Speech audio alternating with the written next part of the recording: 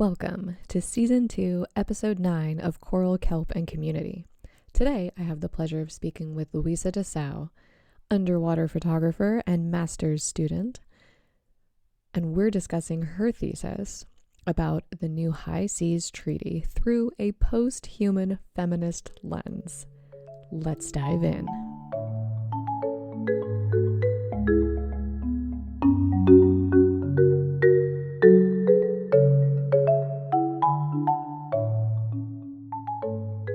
But yeah, I really enjoyed reading your paper.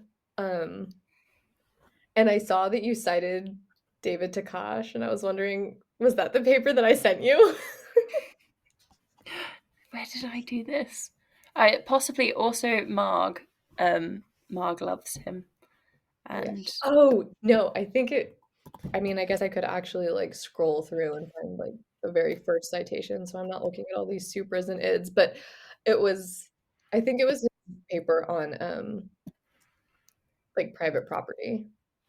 yeah, I was not expecting to enjoy looking at private property law as much as I did in the masters, and then discovering that actually private property is the root of all evil in the whole world. I was like, wow, who knew?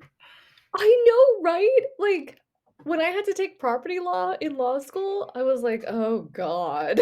And then my professor was like, so back in 17th century, we invented this and everything has sucked ever Everything since. burned.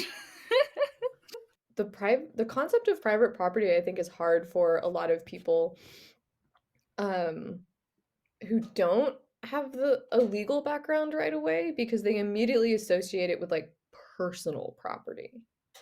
Yeah, and I think that's how I'd imagine it. Like, I'd be like, well, that's my house and that's where I live, and so that's where I want it to be safe. And you sort of disconnect it from like everything else. Yeah, your personal property is your desk and your toothbrush and your stuff, no, the government's not going to come take your stuff. They don't care. This isn't this isn't like that. Um and I think especially in Western cultures, it's so hard to imagine a world without private property, as in who owns land and who gets to do whatever they want with it. And it's just so deeply entrenched in the psyche that I love reading anyone who challenges the thought of it. Um so before we get Particularly the to way that it gets exported. Sorry. Um, but like the way that we think of land in like Britain and the way everything is like parceled up into specific fields. And then you just export it in colonialism, and then ta-da, you destroy the world. I know, right? It's the private property thing, really, I find it's so linked to eco-colonialism. Like it just blows my mind, really. And of course, state sovereignty plays into that a lot. But before we get too much into the weeds of these things, um, do you want to give a summary of what you wrote about for your master's? Yes. Okay, so I wrote about the new treaty. So there's the Biodiversity Beyond National Jurisdiction Treaty, also known as the High Seas Treaty. And I really want it to be called the Ocean Biodiversity Treaty, but we can come back to that. And it has been over 20 years of negotiating, and it was only agreed in June. Countries only signed it in September. Only 2 countries have made it real law so far, so we've got fingers crossed because it doesn't actually mean anything until till 60 countries sign it.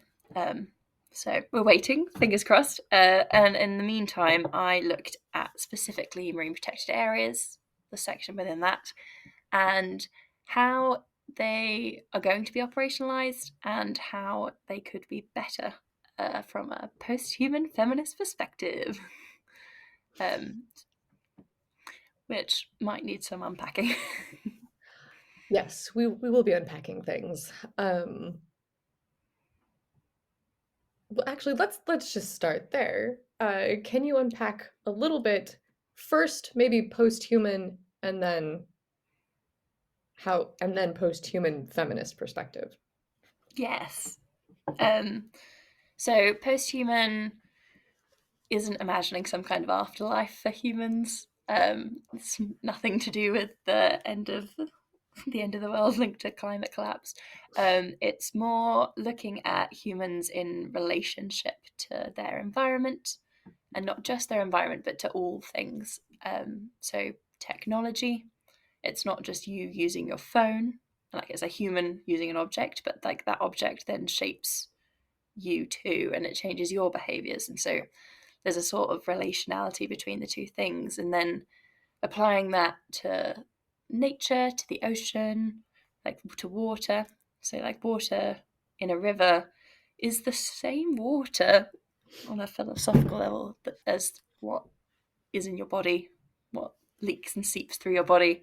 And so, yeah, focusing on that connection between the two things, and particularly when thinking about international law, that's not something that's recognised, and trying to bring that back in to international law. So, humans and other species, or the more than human species.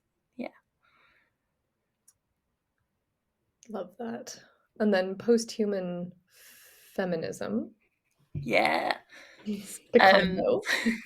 I mean, we all need more feminism. Hashtag we all need more feminism. We all need more feminism. So connecting the two, there's been sort of when you start thinking about the post-human, sometimes it leads to like a prioritization of things that aren't human, and people. It's easy to then forget the sort of injustices and the structural biases that are inherent within. Again, applying to international law, within how international law is structured. So there's a lot of social injustice in international law. Um, and so a post human feminist perspective brings this idea that everything's connected, but it's also connected. So ecological justice and social justice as something that can only be achieved together. And then using that as the groundwork for analysing new law is looking at how it impacts on, has social justice impacts as well as more than human impacts. Yeah. I really like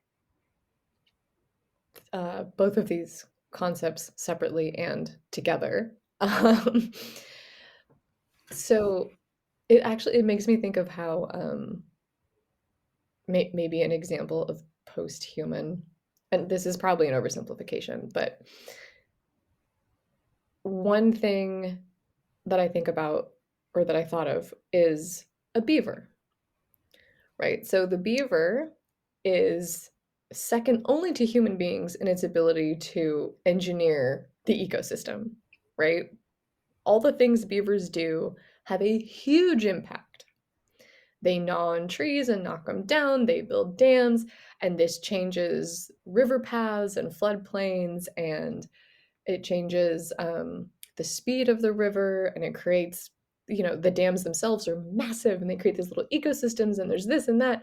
And, they're seriously altering their environment. But they're also creating massive benefits for the environment. It's what they do is really important. And as a Californian, we now have fire season. Um, and it's lasting half the year now. Um, I'm well aware that beavers reduce the negative impacts of wildfires. So that's just like one really awesome thing that beavers do, right? And so when we're thinking about like post-human approaches or the concept, it makes me think of how we impact things and they impact us, and how we should try to be like beavers. like like there's Yeah. this, right? Like there's this certain level of like, oh, if we think of ourselves as separate from nature, obviously that doesn't work. We came from nature. Where else? Obviously. And Obviously, yet, We came from nature. It's Everything we have comes from, quote, nature. Like, I mean, where else would it come from? Mars? Like, even if it was made in a lab, it was made with things on this planet, right? Like, yeah, it's but just, that's not it's just something that can be permitted within the law. Like, so the idea of having the human self and that law only actually applies to humans, like you can't force a beaver not to dam a river. It doesn't respond to law. So you have to maintain this sort of idea that humans are the only things that law works on, therefore it's the only thing that law works for. And we call this anthropocentrism, um, Mhm. which is a very long word, but it just means we everything's about humans, and the displacement of the reciprocity between the benefits of beaver dams and humans in law, and particularly specific humans more than others. Um, yes, Yes, because so who made international law? Colonizers. the white, well-bodied European men, and Yes. uh, and it's still true today, unfortunately. So you have like the two themes of it only be law being for specific humans, so like exclusionary humanism, and then also anthropocentrism, where you're sort of excluding all other creatures, species, and nature. And it's not even just like the individual bodies, but the systems that surround that. So if we're talking about the ocean, the entire ocean system is interconnected. It makes no sense to say we're only going to look after this specific bit of the sea because this is what our human law says is the valuable bit. The ocean doesn't really care what your marine protected area is. This is so painfully true, and that makes me wonder how you really feel about the BBNJ because it's very much like, hey, let's just do some MPAs and like give some lip service to indigenous people and see how it goes. I mean, at least that was my reading. That's how I feel about it. Yes. Uh, I mean, it's got flaws. Um, I am actually quite excited about it. Um, Prefaced with the fact that it's got a lot of issues and it is embedded within a structure of international law, particularly like the UN laws of the sea, are inherently problematic. Um, and it doesn't displace that, it's an addition to that, but it's got a lot of mechanisms in it that have got promise. There's a lot of scope for universal participation, so there is lip service to Indigenous communities, but there are also within that, in terms of how it's going to be created, places where Indigenous voices will have quite a strong say within the scientific and technical body. There's opportunity for civil society input on every marine protected area project. Um, I have no idea how they're going to achieve this. There's a lot of work to do to get this treaty off the ground, and in the context of the multi crises facing the ocean, there's not a lot of time. Um, but no, I think it's a really interesting intersection between the negative aspects of international law and the sort of ecological hopefulness. So there's a very clever man who calls it biopolitical entanglement, where now the benefits of having a healthy ocean ecosystem is valuable to capitalism. So, like, it's not just that states are willing to engage in environmental activities and international law because they care about the oceans. And in part, they do care about the oceans, and there is a growing political will to care about the oceans.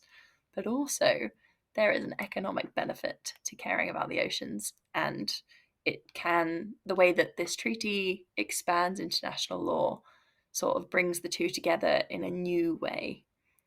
And I feel like lots of engagement with the treaty is an opportunity to make sure it develops in a more positive way than perhaps it is when written purely on paper. you do make a very good point that what treaties look like on paper, it's kind of like when you see an article of clothing hanging on the rack. you really don't know what it's gonna look like when you put it on, you know? And there's so much room for, I don't wanna say room for error because that implies negativity, but there's so much room for it to go in either direction, really, because how these things are implemented and who has a say in how they're implemented, makes such a big impact. And I do find that is a really good point, and you've actually just increased, my hope for positive impact from the BB&J a little bit more. Well done.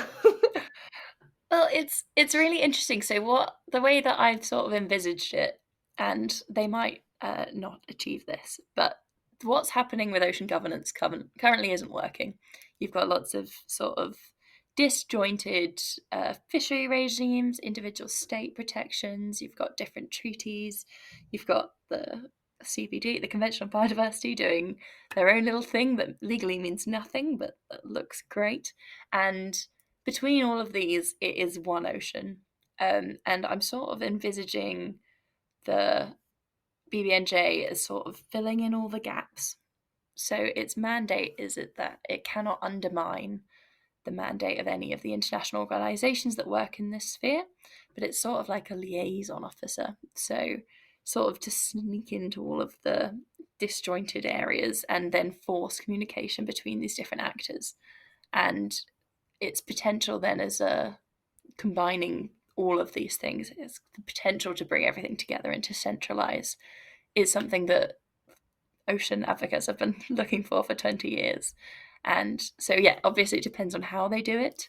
And they couldn't really decide on how to do it, which is why this treaty has got lots of quite vague clauses. But that's just another new opportunity to keep on advocating and try and reshape that. Yeah. Yeah, I really like that because how you called it a liaison, because in a previous class of mine, we were discussing the BB&J and that particular caveat, right, of this shall not undermine any of the other laws. Um, some people were like, "Well, the other laws are kind of shit." Like when do we get to undermine things that are not working? Like just because they're established and they exist, like do we have to continually respect a regime that disrespects life? It's so annoying, isn't it? But unfortunately, I And don't see how you can bearing in mind it's like flaws as a treaty of international law. International law you can't just scrap. Like as much as I disagree and I think it's a terrible way to function, it won't work if you start just getting so within the confines of what is possible, a global advisor position is something that we can be excited about. yeah, and that's a lot of what people were talking about was like, well, it took 20 years to get the BB&J. Like if we're gonna scrap everything else, how long is it gonna be before we get the next tool and like something everybody agrees on? And Yeah, the UNCLOS isn't. Well, the worst part about so UNCLOS, the UN laws of the sea, the worst part of it is that it does have pretty good environmental protection measures in it, and they just haven't been followed and they haven't been enforced. And so you can scrap it, but the issue is state compliance. It's not necessarily that the laws themselves, when they were written, I mean, they have problems. Again, not defending them, but it's state compliance. And for example, so the UK when they signed it, not ratified it, unfortunately, they added two comments to their declaration, which is one that they don't really recognise the rights of Indigenous peoples, but we're displeased about that. And two, that they didn't think that this treaty should have precedence in the Antarctic, that they felt the Antarctic Treaty System has a sufficient mandate to cover the high seas in that area. Um, and therefore, they don't think that the BBNJ should take precedence. And if you're taking my optimistic global advisor position, the Antarctic waters are critically important, and the current systems for managing marine protected areas, called CAMLA, aren't working because they have got quite a high criteria for scientific evidence, and certain countries, China and Russia, are saying that there isn't enough scientific evidence to have a marine protected area there. And it's one of the biggest jokes in international environmental law, trying to get a marine protected area in the Antarctic. We have the Ross Sea, and we have they're trying to get the East Antarctic region, but they've got limited lifespans. They don't reach the threshold of what a highly protected marine protected area is. They've got commercial shipping. It's not going well. So to have the UK immediately try and undermine the potential capacity of the BBNJ when they're signing it is quite worrying from my perspective. Agreed. Yeah, no, that is really unfortunate. I so these two professors from the University of British Columbia actually just won the Taylor Prize for Environmental Achievement in 2023 for their work on essentially banning fishing on the high seas. That's their big Yay! solution, right? And I'm like, yes. And the funny thing is, when I was looking up things, and years ago, as a as like a years ago as a class project, I was like, we should just ban fishing on the high seas. Like, to hell with it. It's only benefiting like a handful of already very wealthy countries. And like ocean Yes. grabbing is such an issue. You know, these huge fleets just sit outside right outside the EEZ and scoop up all the fish before they can get there. And like indigenous people and traditional users and like fishing communities are suffering so bad, and so it would create all this equity and it would be amazing for the ecosystem. I mean, 30 by 30 my ass, let's just protect the whole high seas, right? Like, why not dream big, world leaders? Come on now. Uh, and so, like, yeah, when you're talking about how hard it is to get an MPA in the Antarctic and the UK being like, But we we quite don't, like our frozen sovereignty claims. yeah, let's not right. let's not rock the boat there. Oh And man. which is a whole other thing. The Antarctic system is wild, um, but it doesn't prioritize environmental protection, and therefore should maybe be re-examined. Yeah, it seems like a lot of environmental law actually is not about environmental conservation or preservation or protection or anything. It's just about humans using the environment. And speaking of the BBNJ, Speaking of, speaking of ocean grabbing, um, arguably the main reason that this treaty has come through with all of its positives, and it's got great capacity building. I will talk about that in a bit. It's got some good stuff in there. But the main reason it passed is because of MGRs, so marine genetic resources on the ocean floor, and the desire to develop them. It's sort of referred to as blue gold, the idea that there is a sea creature on the deep sea floor, who has the capacity to cure cancer and to fix everything. It's like the new horizon, but really far down in the water. And so that's one of the like driving forces behind the reason for the BBNJ coming into existence, and it's not great. no. Yeah, that and the minerals, which includes The liquid minerals. things like fossil fuels. And speaking of the lip service to Indigenous people, a lot of communities I saw in the news lately, a lot Indigenous communities around the world have been like, "Hey, we do not give consent for deep sea mining. Yeah. Like, don't even start. That's a huge no-no." Well, there is exciting BBNJ things in that. So the Oh yeah. environmental impact assessments that would be necessary to start doing deep sea mining under the BBNJ treaty.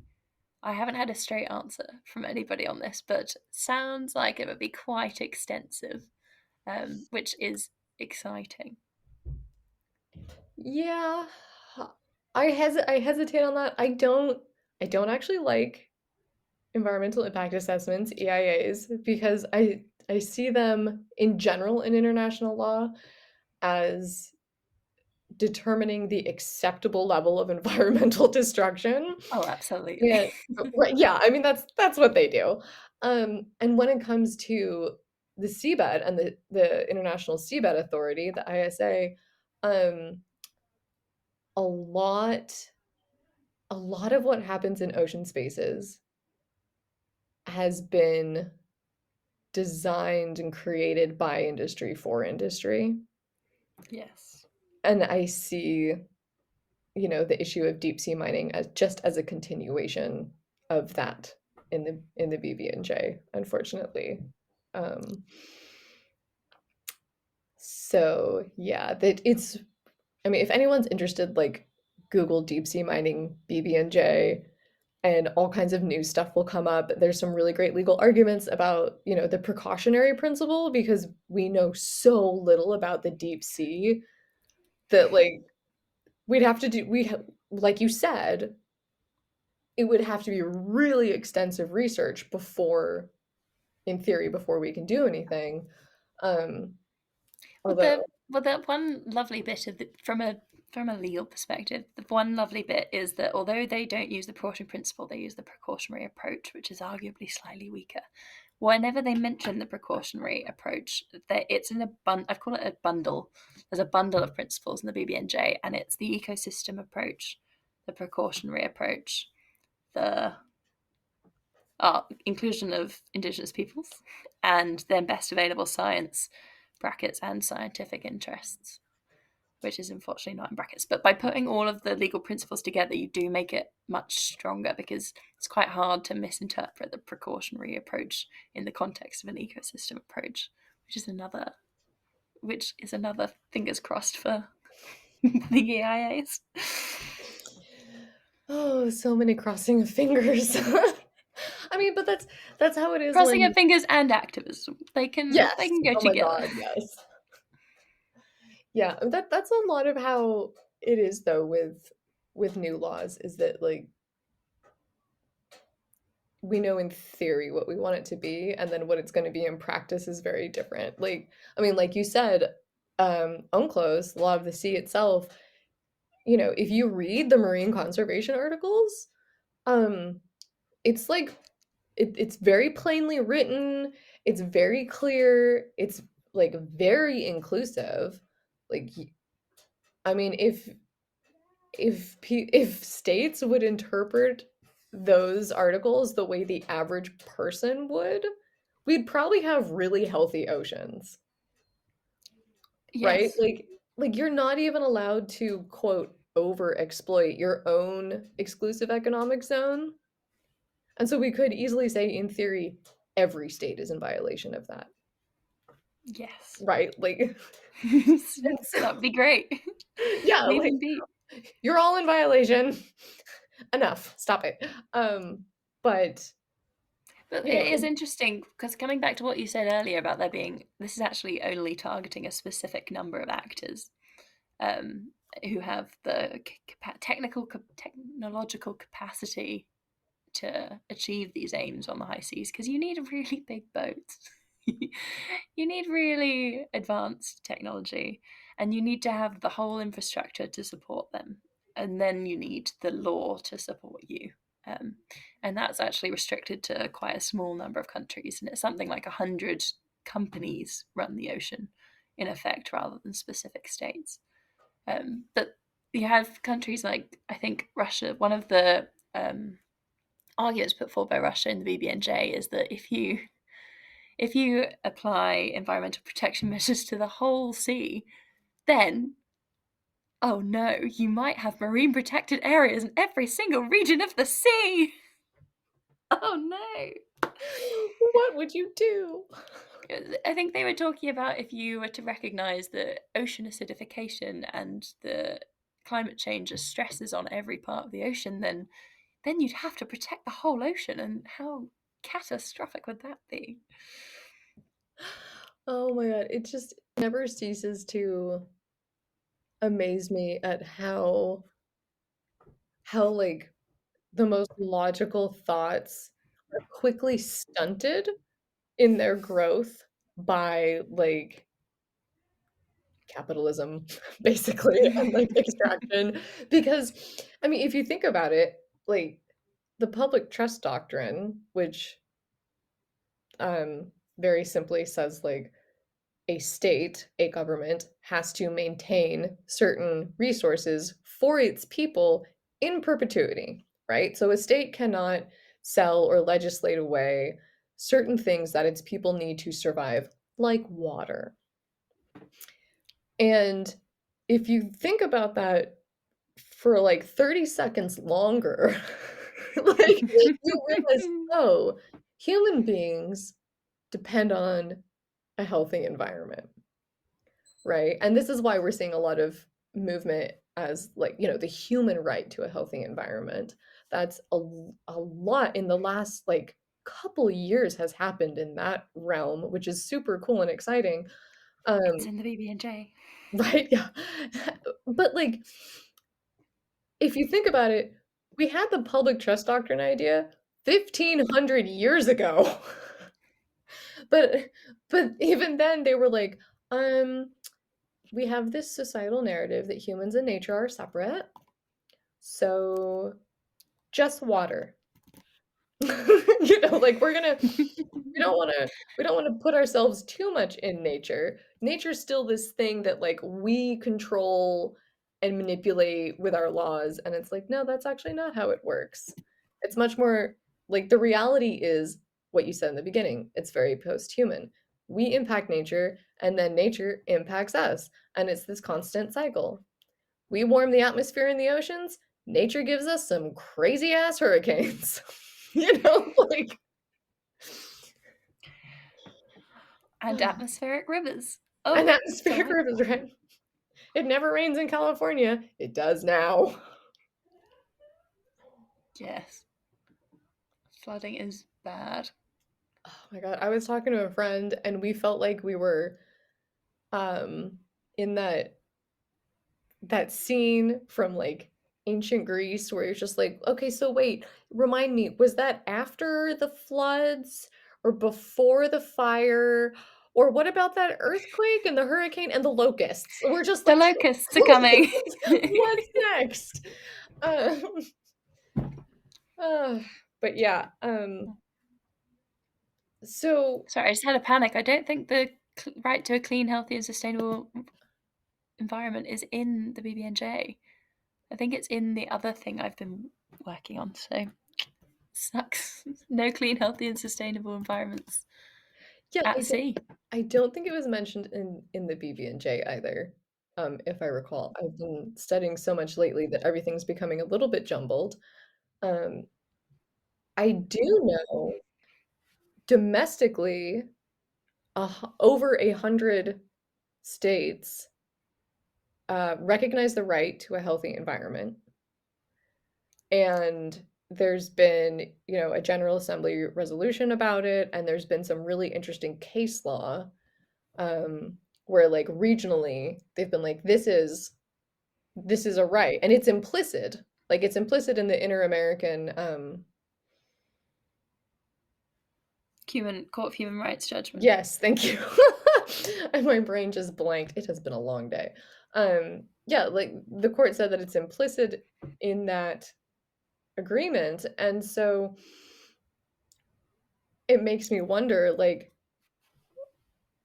aren't we now at that tipping point where it has crystallized into customary international law? Isn't it It's not now in. It's binding on everybody? Like we have all this case law. We have more than half of the states in the it's in. world have domestic law saying it's a thing. And there's It's all this in the debate. UNFCCC, so it was in the global stocktake. That's why I got confused. So the Okay. two things I've been working on are PB&J and stocktake, and it's in there. And Yeah. it's basic. It's basically there. It's Sure. yeah. I mean, I definitely feel like it's there because there's so much state practice and opinion juris, right? Which is states saying that Yep. it is a right and then states behaving like it is a right. and then we have all these court cases. And so I feel like it's hard to argue that it's not customary international law at this point.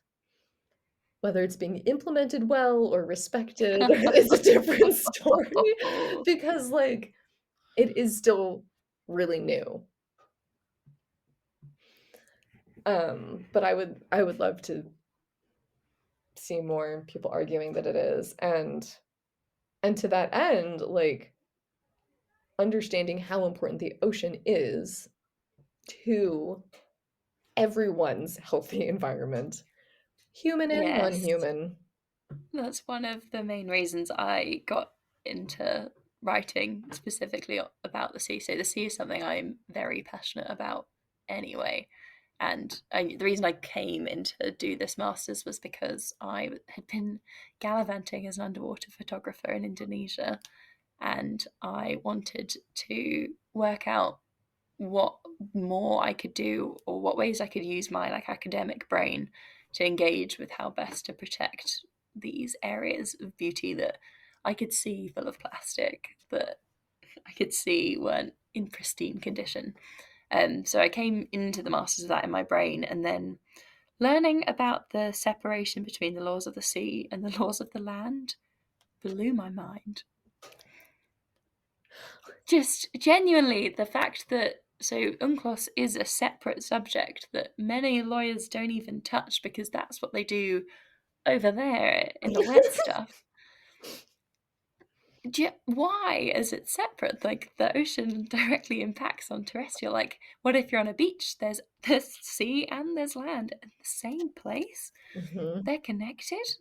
And so I wanted to write about the laws of the sea in a way that sort of dismantled that separation between the two things, because that's not something that serves anybody except those who have maybe control, or yeah, control of access to the sea, access to maritime knowledge, access to technologies that allow you to access the sea.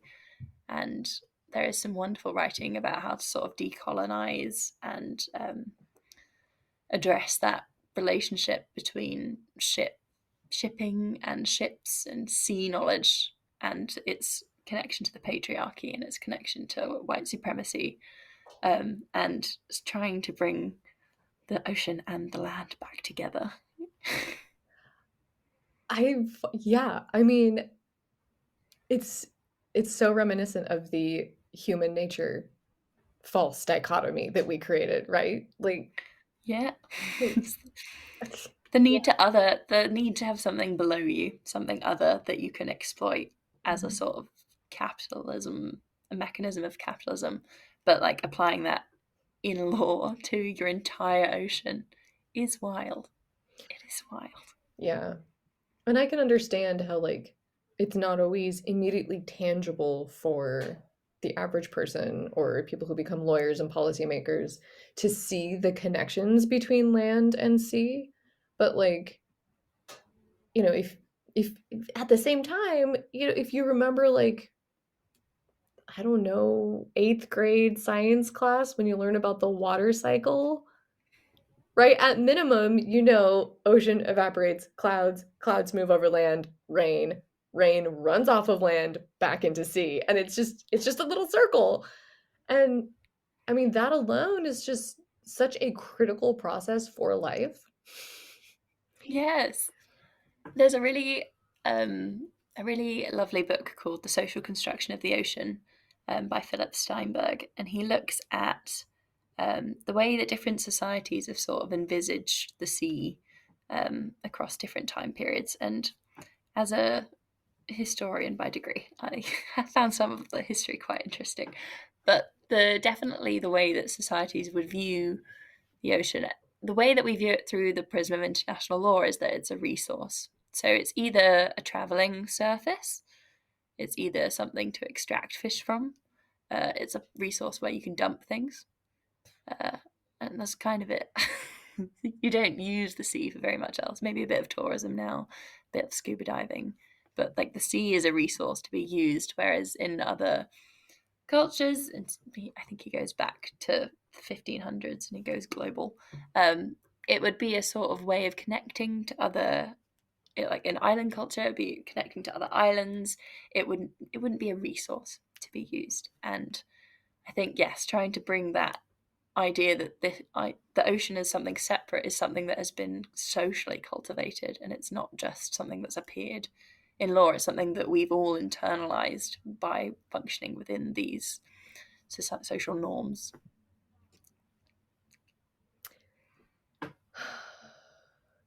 Yep. Man, I'm gonna have to get that book. And it's It's quite gonna an old one. I think it was like 1990, and he might have done a revision. But I remember feeling like it wasn't exactly relevant to my dissertation, but it was great. I have a goal this year that I have to finish reading one book a month because I have this problem where I'll read like 5 books at a time. You know, there's one on my nightstand, there's one on my desk, there's one on the coffee table, there's one on the kitchen table. And yeah, I have to. Like I love reading and I read all the time and I'm like, oh, but partway through all these books. But maybe that'll be my last permitted book purchase of the year at your recommendation, and then I'm not allowed to buy Library. anymore. Get it from the library. From the library, yes. And From then, the oh library. God, I feel so bad though. Like I love highlighting and writing notes in the margins. Oh my God, it is so satisfying to me. um, but Well, yeah, it's quite an old book, and not many people read it, so maybe no one will find out. we'll we'll see. We'll see what I do. Um, but yeah, I so with all of that being said, and just to circle back real quick, I'm gonna need some of those underwater photos from Indonesia. I That's think it's called Point and Bubbles on Instagram. Yeah, excellent. yeah. Yeah, so the all of this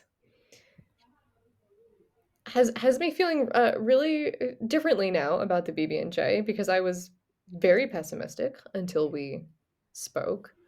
Um, and I mean, your paper does conclude with like we need to dismantle the commodification of nature and the concept of property. Stop extracting everything. And yeah, and so I'm kind of like, hell yeah, we do.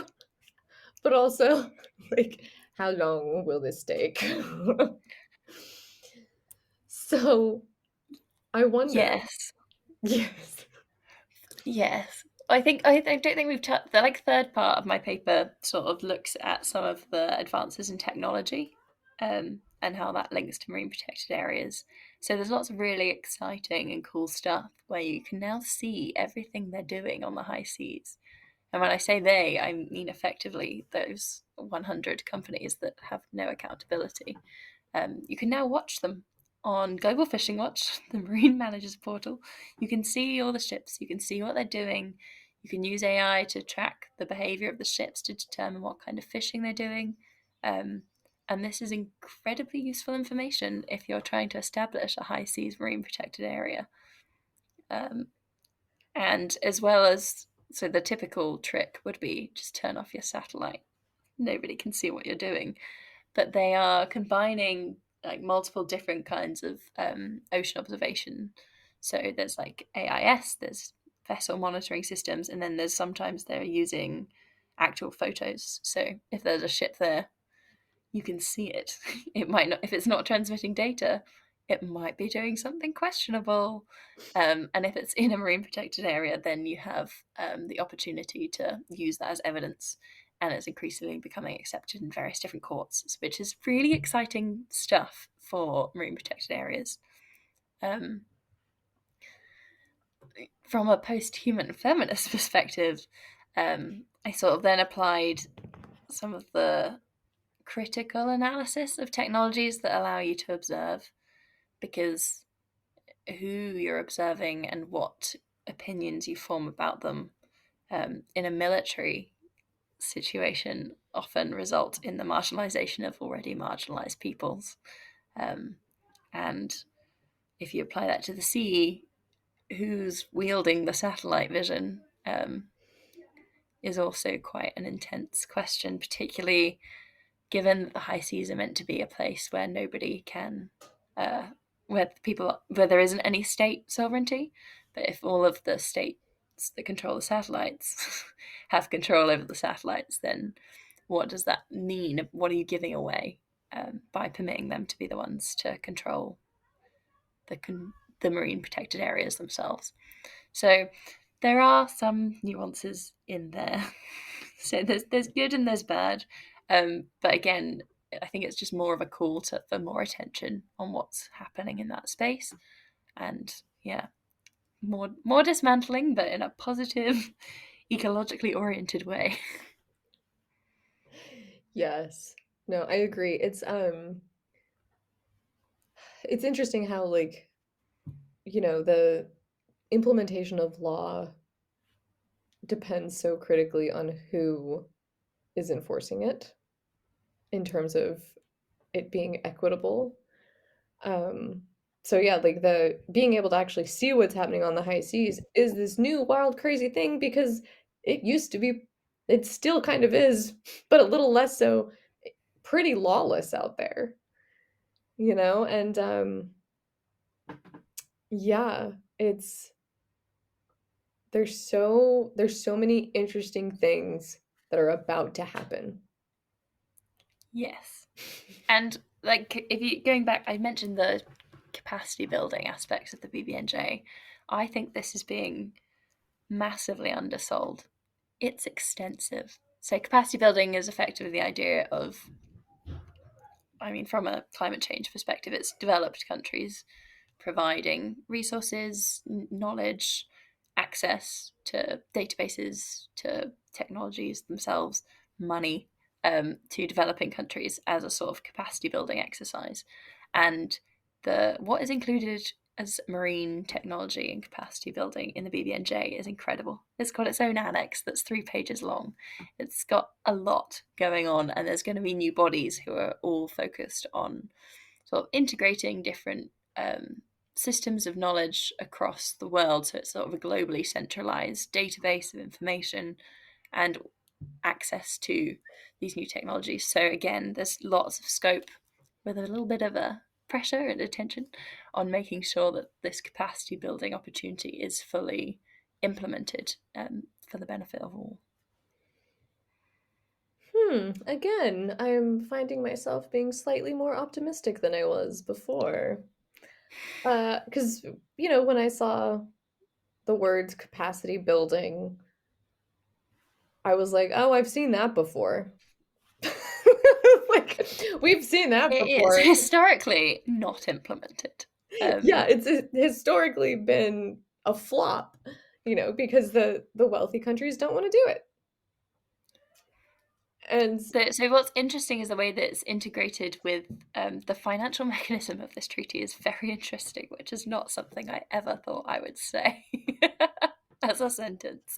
But it sort of links to the profits from the marine genetic resources, and then that it links as well to various different grants and funds. And so there are opportunities in this it.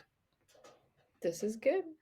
Well, I look forward with uh eagerness and concern and hope and all kinds of mixed feelings to see what happens with the BB&J. Um, and thank you so much for No, coming on for the having show. me.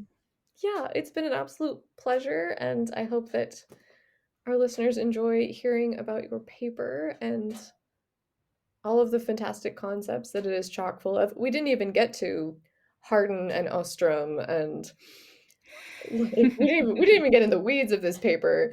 Um, can people read it? Is it Mm. available somewhere? It might be eventually. Otherwise, I can be emailed. All right. Well, I'll I'll keep everyone updated on whether or not it is available online. And if you really want the paper, you can email me at um what is my email? Coralkelpingcommunity@gmail. And I will help you get in touch with the author. Um, Again, thank you so much. It has been a No, pleasure. thank you. I love talking about the BB&J, and very few people seem to want to talk about it yet, but we're working on it. Well, I think it's because they're scared because there's so many unknowns. And there's so many big words in the title. Genuinely, at the moment you say it and you have to explain what national jurisdiction is, people you've lost. At the moment you start having to explain nautical borders in the sea, nobody cares about the biodiversity, which is why I'm advocating for an ocean biodiversity treaty rather than BB&J or High Seas Treaty. Yeah, I mean, don't get me started on like the maritime delineations and how stupid they are. My entire law of the sea class was, why are we dividing the ocean up this way? It has nothing to do with how it functions. Like this is this is a recipe for disaster. Okay. And on that note, And on that note, thank you so much. oh, thank you.